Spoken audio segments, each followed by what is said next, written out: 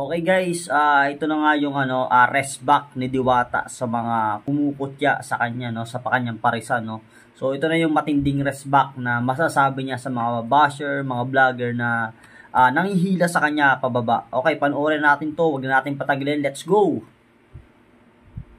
Kahol for the views, pero dapat kasi hindi ko naman sinasabi talaga masarap yung tinda ko. Ang sa akin lang, kung hindi mo feel, pwede ka naman hindi na bumalik, di ba? Hindi ka na bumulit, hindi yung kakahol ka pa sa halagang 100 pesos, nakailang kanin ka na, nakalima yata, plus of drinks, tapos may unli sabaw pa. May unli sabaw pwede pa. Pwede mo sa akin sabihin na kung natalo ka doon, Diwata, wala na akong pumasahe, balik mo na lang yung 100 pesos ko, nasarapan, di ba? Hindi kakahol ka pa sa social media for what? For the views. So yun lang naman sa lahat po ng mga vlogger na kumakahol dito, sabihin sa akin, madali naman ako kausap. Kung ilibre mo, Diwata, ilibre mo. Tapos ang dahil pang sinasabi, ang dahil pang kahol ka ng kahol na hindi maganda yung kahol mo, baka makakagat ka pa, mahirap na. Sabi mo lang sa akin, babalik ko na lang. Mama, babalik ko na lang. Masarap.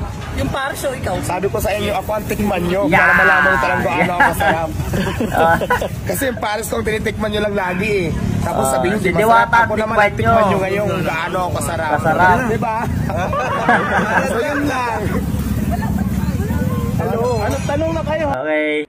So yun nga, rumes back na si Diwata. Narinig nyo naman na kanyang sentimento, no, dun sa mga vlogger din at mga basher niya na nanghihila sa kanya pababa. Alright, hanggang muna. So next episode tayo sa mga update kay Diwata. Thank you!